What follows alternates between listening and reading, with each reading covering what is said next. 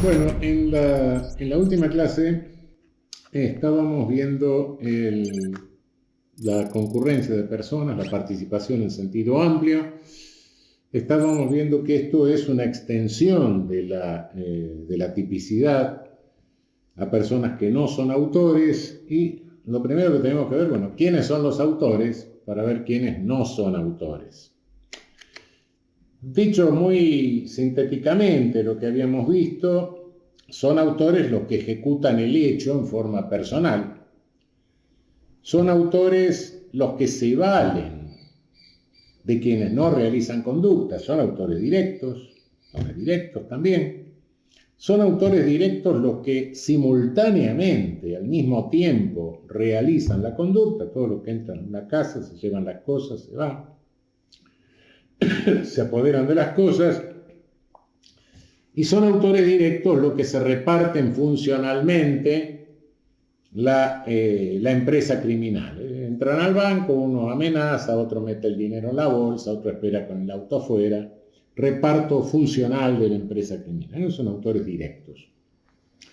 Habíamos visto que son autores mediatos los que se valen de otros interpuestos que no realizan injusto, sea porque cumplen un deber jurídico, el agente que detiene al sospechoso, el otro grita en la calle, etcétera, sea porque lo están amenazando, el sujeto te firma porque te vuela la cabeza con un revólver, es decir, lo coloca en una situación de necesidad, o bien porque el sujeto dispara que es un lobo, el miope, y el otro dispara sobre un ser humano, está en un error de tipo que le priva del dolo, ¿no?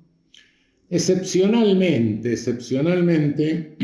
puede ser autor mediato también el que se vale de una persona inculpable. Bien, cuando eso depende de las circunstancias, del grado de determinación que pueda tener sobre la persona. Vimos que, bueno, puede ser cualquier inimputable, pero si es el médico tratante, el psiquiatra tratante, bueno, casos distintos. Ahora, hay algunos casos que plantean una serie de problemas bastante particulares y que, vistos así en líneas generales, darían lugar aparentemente en una primera impresión a una verdadera situación de impunidad o de atipicidad. Supongamos que hay un delito de propia mano, la violación. Supongamos que una persona viola, hipnotiza a otra persona para que viole a un tercero.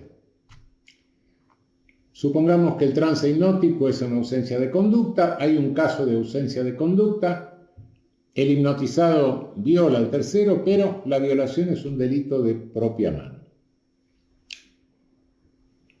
Supongamos en el mismo caso, delito de propia mano, es decir, no puede ser autor directo de la conducta el que hipnotiza. ¿Por qué? Porque es delito de propia mano.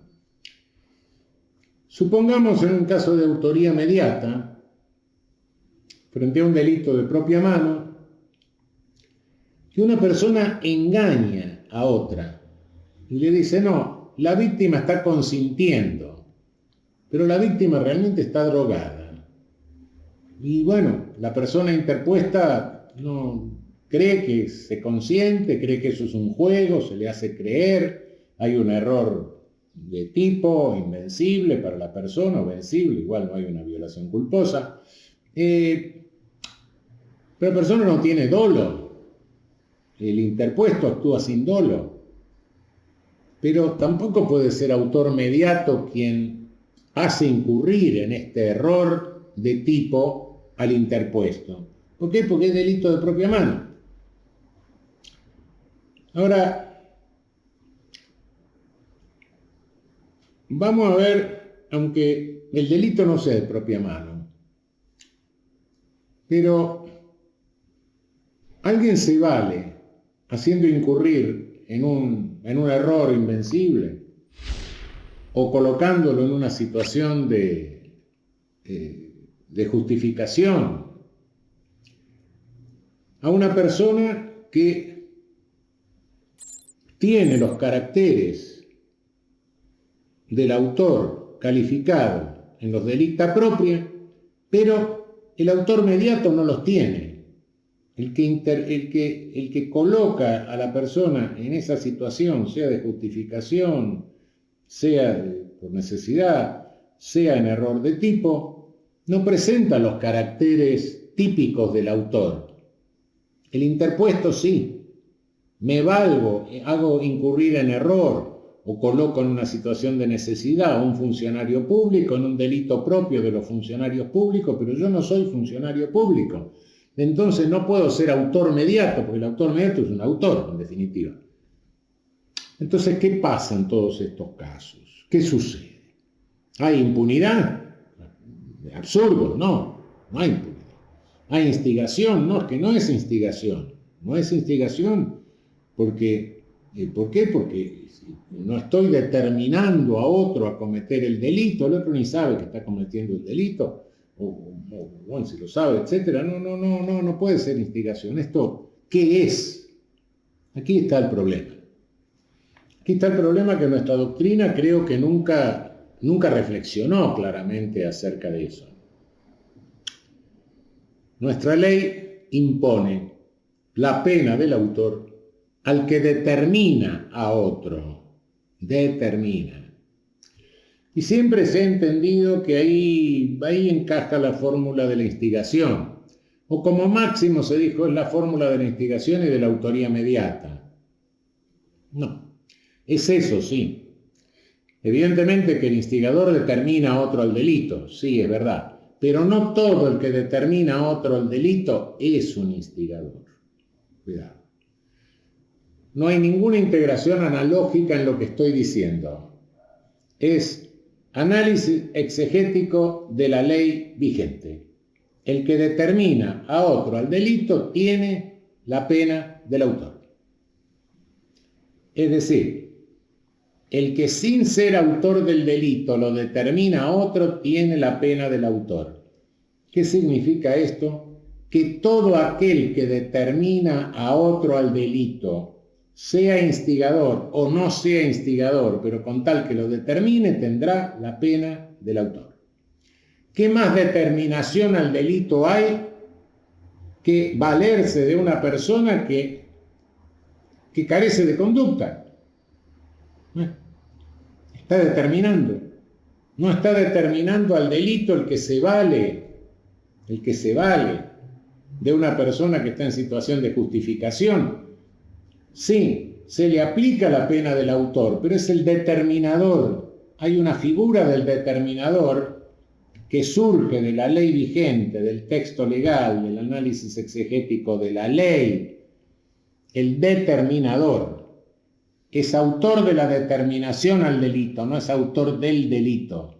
Y por consiguiente tiene la misma pena que el autor del delito por determinación.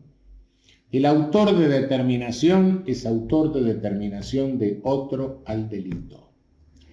Claro que en la determinación entra también la instigación, sí, pero insisto, si bien en toda instigación se determina el delito, no es con la figura del instigador que se agota la determinación al delito conforme a nuestra ley vigente. En todos estos casos hay un tipo de autoría de determinación al delito, no de autoría del delito, autoría de la determinación al delito. Y con eso en todos estos casos podemos aplicarle al determinador la misma pena que al autor del delito. Tengamos esto claro, esto no tiene nada que ver con las formas de ampliación de la participación a sujetos que no son autores. Hay tres formas de autoría en nuestra ley vigente: los autores directos, los autores mediatos y los autores de determinación al delito. Esas son formas de autoría.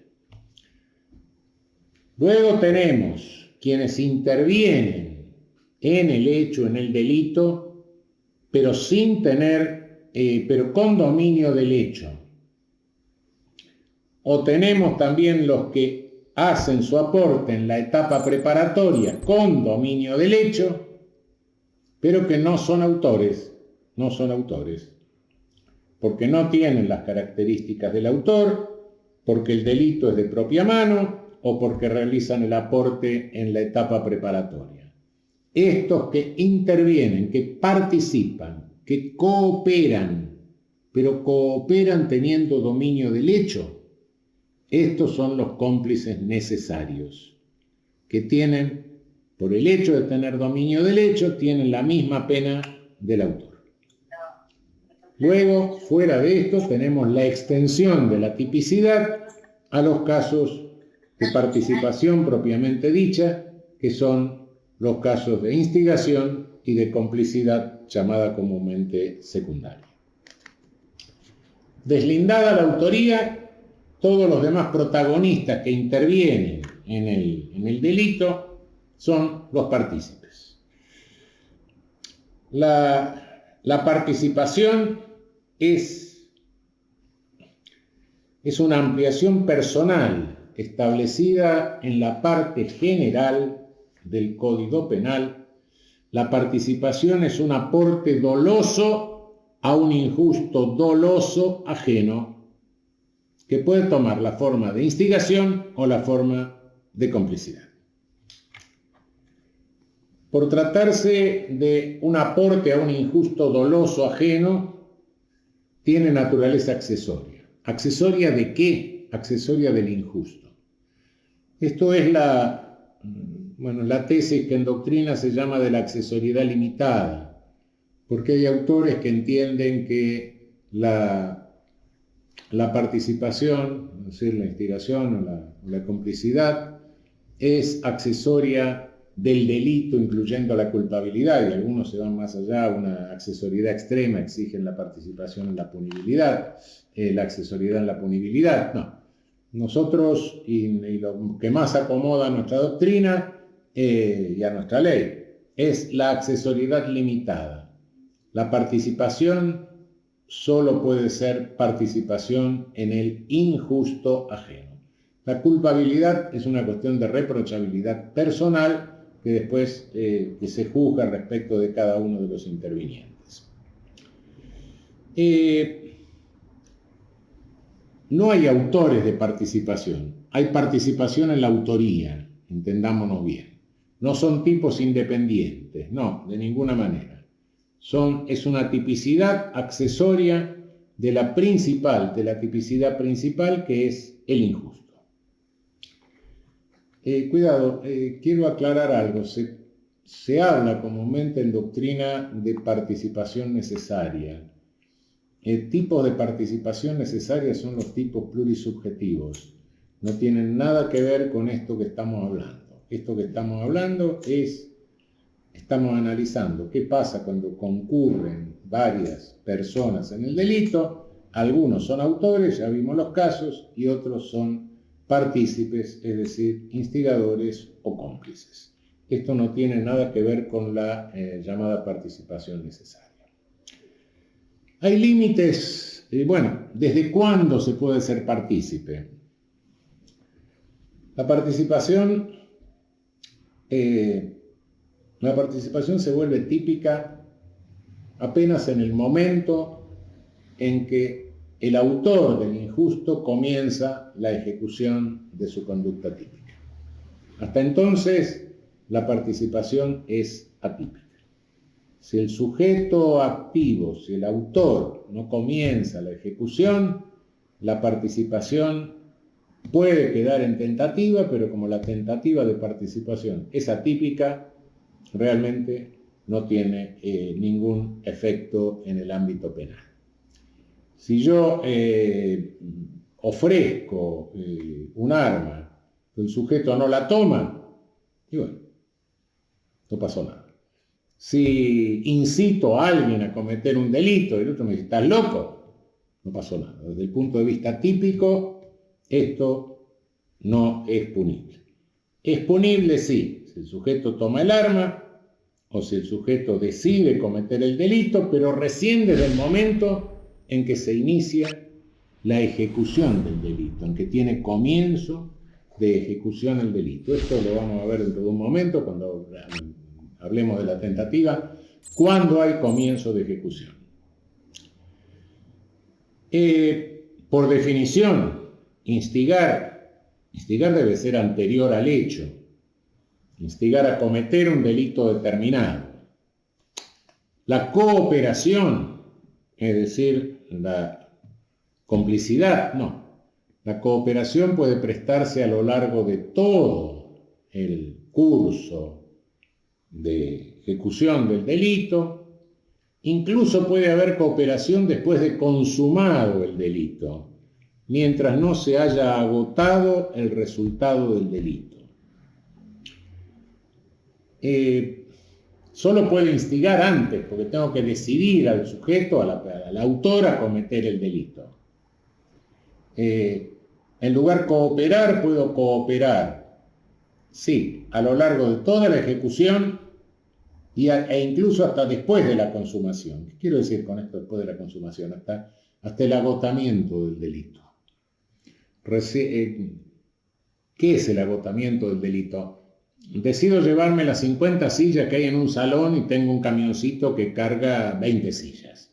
En consecuencia voy, saco las 20 sillas, las cargo en el camioncito, me las llevo a casa. Vuelvo con el camioncito, cargo otras 20 sillas, me las llevo a casa. Vuelvo con el camioncito, cargo las 10 que quedan restantes y me las llevo a casa. Es decir, hice 3 viajes con el camioncito. Con el primer viaje estaba consumado. ¿Por qué? Porque estaban presentes todos los requisitos del tipo del 162 de hurto del Código Penal. Con el segundo seguía consumado, pero no estaba agotado mi objetivo. Con el tercero recién agoto el resultado. Entonces puede haber cooperación en el segundo y en el tercer momento. Si aparece alguien y me ayuda a cargar las 20 sillas en el segundo momento, es un cómplice. Si aparece alguien en el tercer momento y me ayuda a cargar las 10 sillas que quedan o a manejar el camioncito, es un cómplice. Es decir, la complicidad puede ser hasta después de la consumación mientras no se haya agotado el resultado. La instigación no, necesariamente la instigación tiene que ser antes del delito porque tengo que decidir al autor a la comisión del delito. Hay errores, tiene que haber dolo, naturalmente, dolo de cooperar o dolo de instigar. Pueden cometerse errores en esto. Yo puedo estar prestando un arma porque creo que un sujeto la va a usar para practicar tiro al blanco, tiro deportivo, y realmente la usa para matar a la mujer. No estoy actuando con dolo, realizo un acto objetivo de cooperación, pero no tengo el dolo de cooperar de ninguna manera. Inversamente, puede suceder que yo le sonría a un sujeto que está diciendo algo, que está preguntándome o planteando alguna alternativa y que el sujeto entienda mi sonrisa como una instigación. Dale, anda para adelante. Dale, yo te voy a ayudar. Cuidado, lo está decidiendo. El sujeto no tiene dolo de decidirlo. Por otra parte, puede bien suceder que el sujeto no sepa que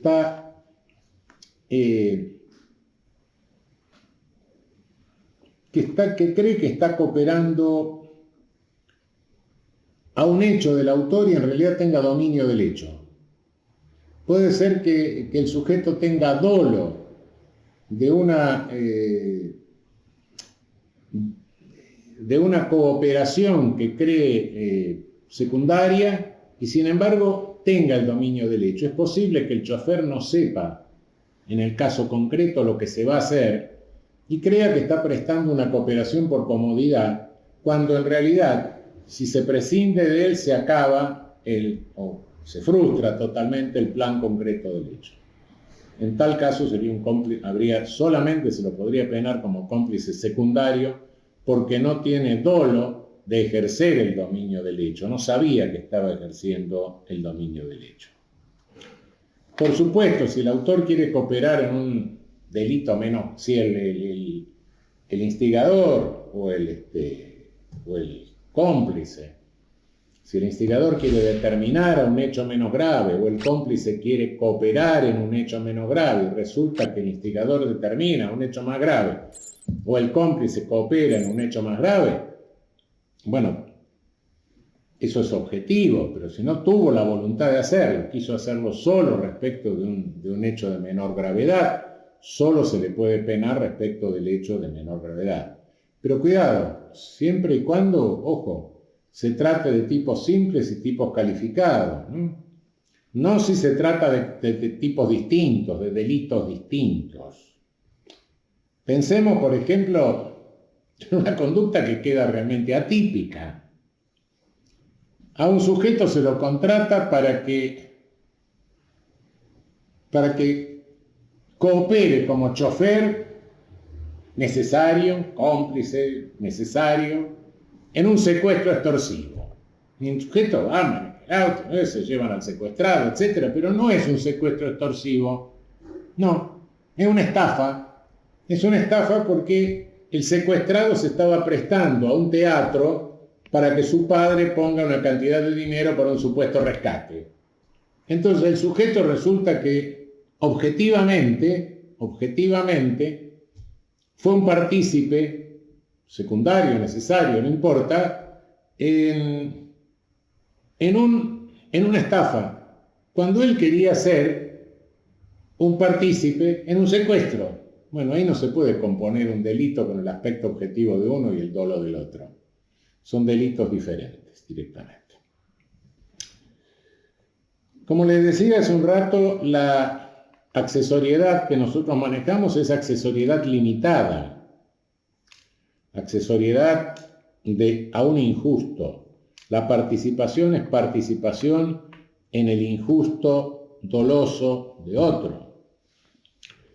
De modo que las particularidades de la culpabilidad no se transfieren del partícipe al autor, ni del autor al partícipe. Si el autor es inimputable, no me importa. Si el autor está en un error de prohibición invencible, no me importa si ese error de prohibición no lo afecta al partícipe. Cuidado. Es participación en el injusto. En la instigación queda claro que debe determinarse a otro al hecho, sin que el instigador sea autor, por supuesto. Para eso, el otro no debe estar ya decidido al hecho. Si lo que estoy haciendo es reforzarle una decisión, está bien, matalo, se lo merece, está bien lo que estás pensando. Está fenómeno que te lleves el dinero de la caja, después de todo, tanto te están explotando. No, ya la decisión está tomada y el reforzamiento moral es atípico. Y tampoco es una cooperación al reforzamiento moral. Tampoco es una complicidad. Puede haber complicidad, sí, ideológica. Si yo lo que le estoy facilitando no son medios materiales, pero sí son ideas, métodos, o le enseño al tipo que va a hacer la bomba cómo tiene que preparar la bomba. Claro, naturalmente, ahí soy un cómplice, sin lugar a dudas. Pero el reforzamiento moral y la tentativa de instigación tampoco. Cualquiera puede instigar a otro, es atípica, cualquiera instiga a otro y el otro está totalmente loco, no voy a hacer absolutamente nada y no hace nada y listo. Hay un problema con la instigación y la investigación al delito del que ya nos habíamos referido cuando vimos los principios constructivos. Es el llamado agente provocador.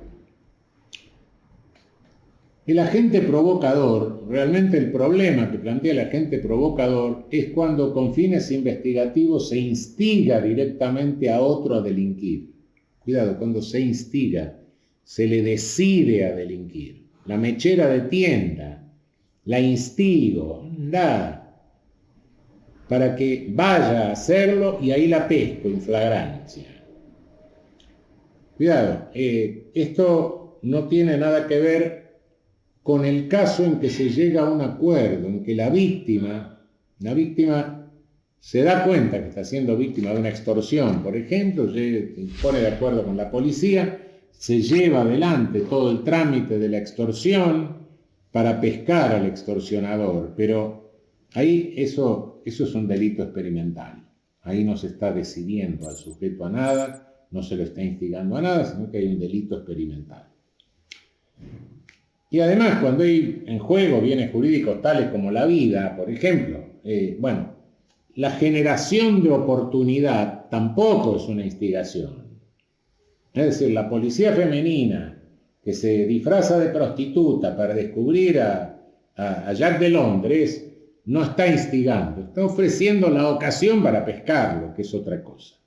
Ahora, el agente provocador realmente que contraviene el principio ético de que el Estado no puede, para investigar delitos, no puede instigar a cometer delitos, es cuando se trata de una verdadera instigación, que es el primer supuesto al que me he referido.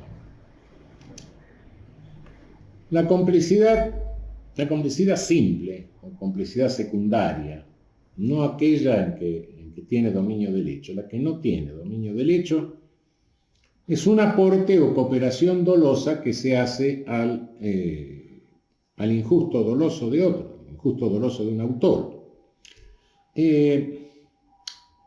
Puede ser material, como les dije, puede ser intelectual. La complicidad intelectual es ofrecer medios,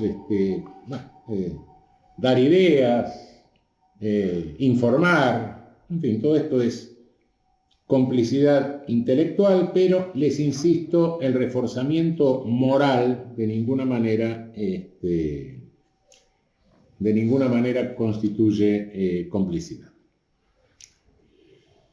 Ahora, puede ser que la tipicidad objetiva, puede ser que el cómplice, puede ser que alguien ni siquiera sepa que está aportando, haciendo un aporte. En tal caso, si no sabe que está haciendo un aporte al delito, naturalmente no tiene dolo, está en un error de tipo, que facilita, le presta el arma para que el otro vaya a practicar un deporte, el otro comete un asesinato, un robo, lo que sea, valiéndose del arma.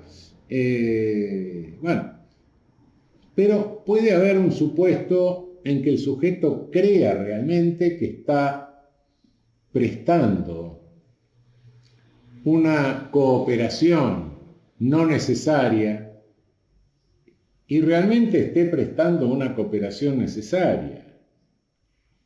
Puede ser que el sujeto crea que está desempeñando un rol banal y realmente tenga un dominio del hecho y no lo sabe. Es decir,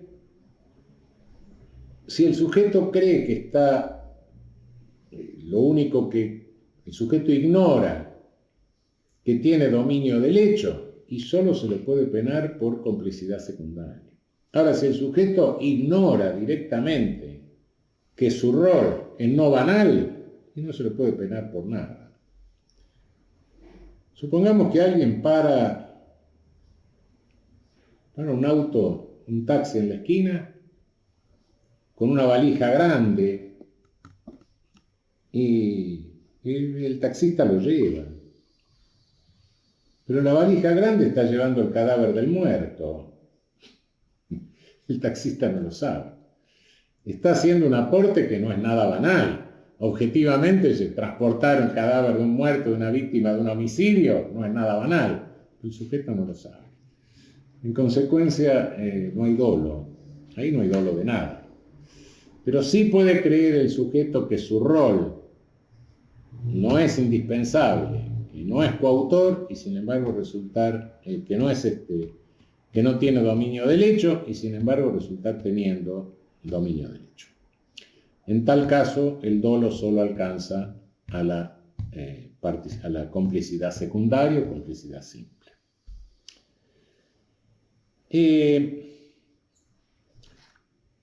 La participación puede darse en cadena. Puede haber instigación a la complicidad, puede haber complicidad en la instigación, o pueden coincidir, concurrir la instigación y la complicidad. Decido al sujeto y al mismo tiempo le presto cooperación al sujeto. Lo decido al homicida y al mismo tiempo le facilito el arma homicida. En caso de concurrencia, de formas de participación, naturalmente la que predomina, por la cual es la que tenga pena más grave. Estoy instigando y al mismo tiempo estoy prestando una cooperación simple o secundaria. Bueno, predomina la instigación naturalmente porque tiene la misma pena que le corresponde al autor. Estas son las formas de extensión de la tipicidad dolosa, de extensión personal de la tipicidad dolosa. Vimos que está la otra forma de extensión de la tipicidad dolosa, que es la extensión temporal de la tipicidad dolosa. Se extiende en el tiempo. Es decir, les había dicho al comienzo, los tipos son fotografías. El legislador fotografía la conducta cuando ya está completa, cuando está consumada. Pero para llegar a eso hay todo un camino que se transita que se llama el iter criminis, el camino del delito. Desde el momento en que se instala la idea delincuencial, desde el momento en que el autor dice, sería bueno que me apodere de aquel cuadro, desde la decisión que se toma, voy a apoderarme del cuadro, empiezo a andar, compro la ganzúa para entrar al lugar donde está el cuadro, abro el lugar donde está el cuadro, lo saco de su lugar, me lo llevo, lo tengo en casa. Todo eso son etapas, una etapa preparatoria, una etapa de ejecución, hasta que finalmente llego a la consumación. La consumación es el momento en que se dan todos el conjunto de elementos del tipo penal, del tipo sistemático. En ese momento es cuando está consumado. De modo que, ¿cuándo empieza la tentativa? La tentativa es, el legislador, aparte de la fotografía, resulta que toma una cámara cinematográfica y empieza a filmar desde un momento hasta el momento inmediatamente anterior a la fotografía. Ahí detiene la filmación. Y todo eso lo tipifica, lo amplifica el tipo penal, amplifica la tipicidad, para atrás hasta llegar al momento del comienzo de ejecución. Es decir, tentativa es toda aquella conducta que se extiende desde el comienzo de ejecución hasta el momento previo a la consumación.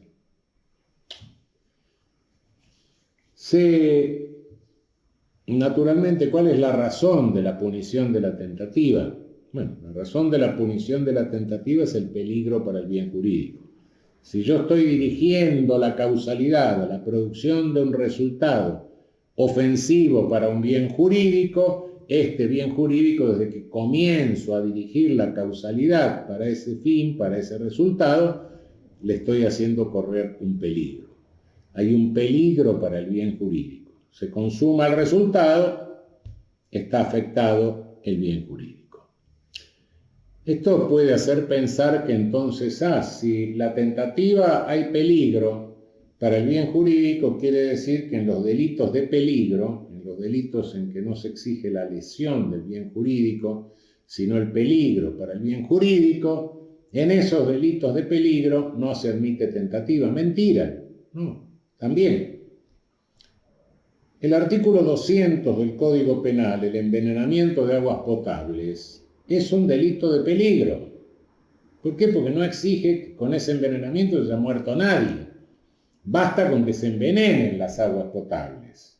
Delito de peligro. Y sin embargo, para que se consume el delito tienen que estar las aguas potables envenenadas, lo cual es un resultado. Es decir, Cuidado, los delitos no significa que un delito de peligro no individualice el resultado en el tipo penal. El tipo penal de peligro también individualiza el resultado, como cualquier otro tipo. De modo que sí admiten tentativas, me paran en el momento anterior a tirar el veneno en las aguas potables, es una tentativa de delito de envenenamiento de aguas potables. Sí, efectivamente. El peligro será mayor si logro meter el veneno adentro del agua, será menor si todavía no lo logré meter. Pero de cualquier manera es un delito de peligro. Y que sí, por supuesto, admite tentativa, no nos confundamos con los términos. La tentativa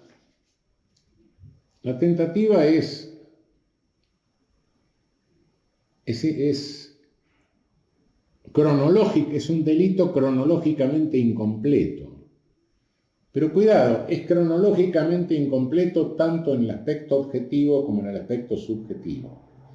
Hay quienes dicen que la tentativa es incompleta en el aspecto objetivo y completa en el aspecto subjetivo porque tiene dolo. Esto sería como dejar un jinete sin caballo. Es tan incompleto el aspecto objetivo como el aspecto subjetivo. Si el dolo va dirigiendo la causalidad y yo interrumpo la causalidad antes de que produzca el resultado, también estoy interrumpiendo la dinámica del dolo. Ahora, ojo, esto no significa que haya un dolo de tentativa. El dolo de la tentativa es el mismo dolo del delito consumado, solo que no se desarrolló por completo. Media botella de vino no significa que su contenido sea un vino distinto al de la botella completa. No, es media botella, pero es el mismo vino. Con el dolo pasa lo mismo. No hay un dolo de tentativa, es inconcebible un dolo de tentativa. No puede haber un dolo de no querer consumar, un dolo de no querer el resultado. No, el dolo siempre va a querer el resultado, solo que se desarrolla hasta un determinado momento acompañando el aspecto objetivo y en un determinado momento se interrumpe. Pero es el mismo dolo, no hay un dolo específico de tentativa, no hay que alguien, voy a cruzar un río y parece que tengo voluntad de ahogarme en la mitad del río, que me saque la prefectura. No, eso no existe. Dolo específico de tentativa no, existe una interrupción del dolo en la tentativa, pero es el mismo dolo del delito consumado, no cabe la menor duda en esto. Ahora, el problema es, ¿qué distingue los actos preparatorios de los actos de ejecución? Hay distintos problemas en la dogmática que aún no tienen una solución del todo definitiva. ¿Qué es un comienzo de ejecución? ¿Es un comienzo de realización de la acción típica? Es demasiado estrecho esto, porque muchas veces el comienzo de ejecución de la acción típica ya significa, prácticamente está significando una consumación. Comenzar a matar, comenzar a apoderarse, directamente son actos ya de ejecución. Entonces, ¿qué es el acto preparatorio y qué es el acto de ejecución? Son actos de consumación casi, ¿no? Entonces, ¿qué es? Bueno, como vimos reiteradamente, cada delito, cada conducta típica, cada supuesto de hecho fáctico se lleva a cabo a través de un plan concreto del hecho que es diferente. Se puede matar a una persona de muy diversas maneras, se puede robar de muy diversas maneras, se puede hurtar de muy diversas maneras, se puede estafar de muy diversas maneras. En cada caso hay un plan concreto del hecho. ¿Cuándo conforme al plan concreto del hecho? Y esta es la tesis que realmente se aproxima más a una solución. ¿Cuándo conforme al plan concreto del hecho? Entre la conducta y entre la conducta que se lleva a cabo y la consumación, no hay espacio para interponer otra conducta, ahí tenemos un acto de ejecución. Diría que tenemos un acto ejecutivo y por ende típico de tentativa de homicidio cuando alguien empieza a apuntar con un arma hacia la víctima. No hay espacio para meter otra conducta en el medio. En ese caso tenemos una tentativa de homicidio. No es necesario que llegue a disparar contra la víctima. Basta con que apunte ya. Es la conducta inmediatamente anterior y entre esa y la consumación realmente ya no queda ningún espacio prácticamente para interponer otra conducta. Por supuesto, habíamos visto que consumación y agotamiento son cosas diferentes. Este comienzo de ejecución es el mínimo de la tentativa, es donde comienza la tentativa y la tentativa termina ya directamente con la consumación. Consumación que puede mantenerse en el tiempo, depende que el delito, como ya lo hemos adelantado de alguna manera, sea un delito instantáneo o sea un delito continuo. Delito continuo es aquel que tiene un estado consumativo. El estado consumativo se mantiene durante el tiempo. Alteración del estado civil de la persona se mantiene durante todo el tiempo en que la persona no puede recuperar su verdadero estado civil. Secuestro, privación ilegítima de libertad se mantiene durante el estado consumativo durante todo el tiempo en que la persona se encuentra privada de la libertad. Pero también hay un estado consumativo que se mantiene durante todo el tiempo en que no se ha agotado el resultado del delito. Pueden ser delitos instantáneos y sin embargo tienen este estado consumativo. Una de las cuestiones más complejas que se planteó respecto del dolo eventual es si el dolo eventual admite tentativa. Obviamente creemos que sí. Pensemos en el siguiente caso. Un sujeto tira una bomba dentro de un edificio a través de una ventana, ¡pum!, tira la bomba dentro del edificio. Bueno, estalla la bomba, mueren algunas personas adentro del edificio, son lesionadas una serie de personas dentro del edificio. El sujeto decía, no, yo creí que no había nadie. No tiene ningún fundamento serio para creer que no había nadie. En consecuencia, si estalla la bomba, cualquier juez lo va a hacer responsable de lesiones u homicidio mediante un medio capaz de causar grandes estragos. Sí, exactamente. Mediante un explosivo, mediante una bomba. Sí. Tentativa o homicidio calificado. Ahora, si la bomba no estalla, entonces vamos a decir, no, como había dolo eventual, no, sino que dolo eventual. Había dolo eventual, sí. Pero entonces si no estalló la bomba y no mató a nadie, entonces no hay tentativa. Obviamente que hay tentativa, sin lugar a dudas. No hay tentativa si no hay dolo eventual. Si el sujeto revisó todo el edificio antes y no había nadie dentro, se cercioró que no había nadie dentro del edificio, pero lo que no pudo darse cuenta es que escondido en el último altillo del edificio había un vago que se había refugiado ahí del frío. Bueno, ahí no hay dolo eventual, evidentemente. Claro. Entonces, si hay dolo eventual, hay tentativa. Si no hay dolo eventual, no hay tentativa. Y no puede haber tentativa si no hay dolo, claro. Ese es el asunto. No hay tentativa de homicidio si no hay dolo eventual. Sí, habrá tentativa de daño, destrozo, etcétera, pero no tentativa de homicidio.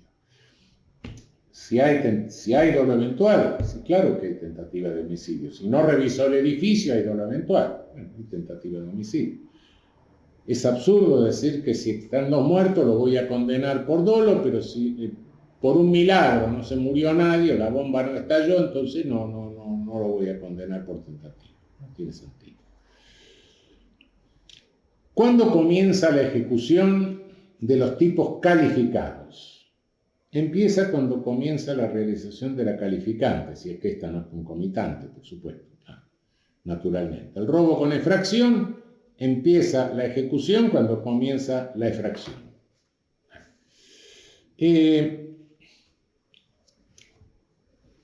Hay algunos casos en que la tentativa es meramente aparente o no es tentativa, directamente. No hay tipicidad. Esto sucede cuando ab inicio faltan los elementos que requiere el tipo objetivo.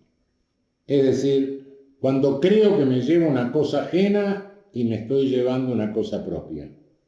Cuando creo que estoy matando a una persona y en realidad estoy perforando un cadáver. En ninguno de esos casos la conducta es típica. ¿Por qué? Porque falta el bien jurídico, directamente. Falta el ente portador o titular del bien jurídico. No puedo lesionar nunca. Está faltando los elementos básicos del tipo objetivo. Es una tentativa aparente, es una ilusión de delito que yo vivo, nada más. El delito no existe. No existe la objetividad típica directamente. Y tampoco existe la objetividad típica cuando el medio que uso es groseramente inidóneo. Una pantomima de un delirante te mata con un revólver de madera. Bueno, obviamente que eso es atípico. Un medio lo voy a matar por medio de oraciones, tentativa mágica. Bueno, eso es atípico. Es decir, me puede estar molestando, sí, pero es atípico, cabe la menor duda. Es distinto del caso de la tentativa inidónea que prevé el Código Penal. En la tentativa inidónea hay tentativa, sin lugar a dudas. Y todas las tentativas vistas ex post han sido llevadas a cabo por medios que son inidóneos, porque si no, todas se consumarían. Ex post, en todo caso de tentativa, el medio fue inidóneo. Pero ex ante, el medio pareció idóneo. Cuando, posteriormente, la inidoneidad del medio es tan absoluta, tan abismal, que de ninguna manera podía haber producido el resultado, el peligro que corrió el bien jurídico es mucho menor o casi insignificante. El que le suministró agua destilada, creyendo que era veneno, nunca puso en peligro la vida del sujeto pasivo. Entonces, en ese caso es que se disminuye la pena en la forma prevista para la llamada tentativa inidónea o delito imposible. El delito imposible de nuestro código es cuando existe una absoluta incapacidad del medio para producir el resultado. Esto no significa que eventualmente y por un accidente absolutamente imprevisible para el autor, pueda producirse el resultado. Pero ese resultado no es doloso, porque se va por una causalidad que no tiene absolutamente nada que ver con la prevista por el autor. Pensemos que un señor vive en una casa de departamento y un departamento al lado, encuentra un sobre del banco del vecino, se apodera del sobre del banco del vecino, lo abre, encuentra un cheque cruzado a la orden solo para depositar en cuenta, pero el señor no sabe eso, no sabe qué significa eso, endosa el cheque, va al banco, el cajero no se da cuenta, acepta el cheque endosado en esas condiciones, no se da cuenta nadie en el banco, no se da cuenta el clearing bancario, no se da cuenta absolutamente nadie, una incuria y una negligencia total del banco, y le acreditan el dinero en la cuenta. El medio ex ante incluso era totalmente inidóneo. Y sin embargo, produjo el resultado. Pero ese resultado se produce por un accidente que para el sujeto que llevó el cheque, lo endosó, etc., era una causalidad absolutamente inimaginable. No no sabía que el medio era inidóneo y mucho menos podía sospechar de la negligencia total de los funcionarios del banco que iban a terminar acreditando el monto en la cuenta. Bien, hay lo que se llamaba, von List y otros llamaron el puente de oro en la tentativa, el desistimiento. La tentativa se desiste, el desistimiento elimina la tipicidad de la tentativa. El desistimiento es el puente de oro que se le tiende al sujeto activo de tentativa para que desista y por ende quede atípica su conducta. A este respecto tenemos que distinguir entre la tentativa simple y la tentativa calificada. Tentativa calificada es aquella en cuyo curso se han ido consumando delitos. Un robo con efracción, bueno, tentativa de robo con efracción, el sujeto en un momento decimos yo me voy, listo, pero la efracción causó un daño y consumó un daño en el curso de la tentativa.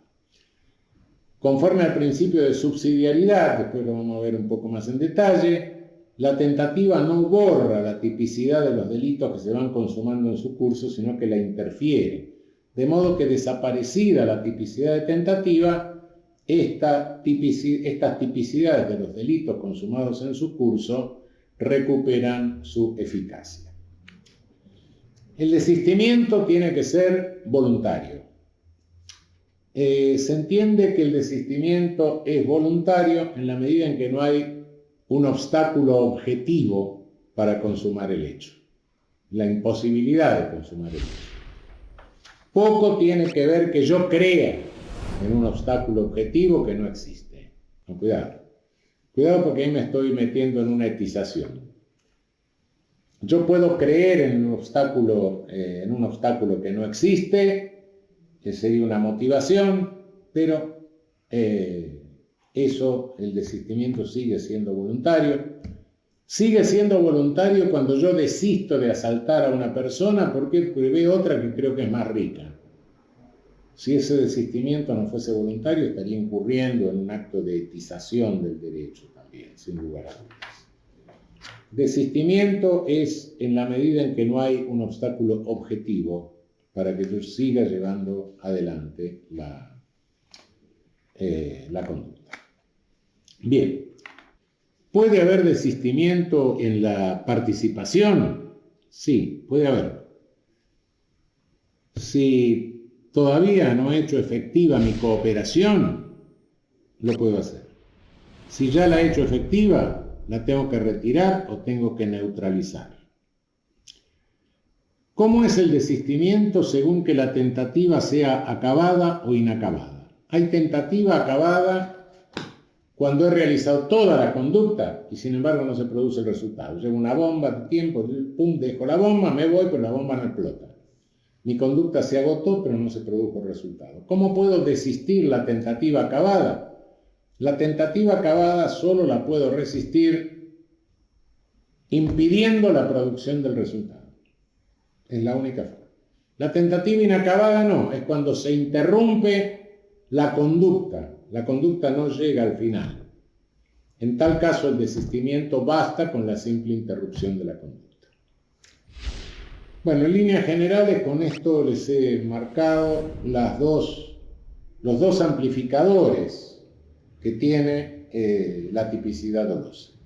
El amplificador personal que extiende, no se limita al autor, sino que extiende la tipicidad al instigador y al cómplice, y el amplificador temporal que adelanta la tipicidad a partir de la fotografía de la consumación, la va adelantando hasta llevarla al comienzo de ejecución. Les quiero aclarar que en el último tiempo hay un vicio terrible con el asunto de la sociedad de riesgo, etcétera, a tipificar actos preparatorios. Los actos preparatorios normalmente son impunes, los actos preparatorios a veces están muy lejos de un verdadero peligro para el bien jurídico. Los actos preparatorios, la regla en un derecho penal de garantías en un derecho penal que se construya conforme a los principios que hemos señalado al comienzo, los actos preparatorios, las reglas que sean impunes.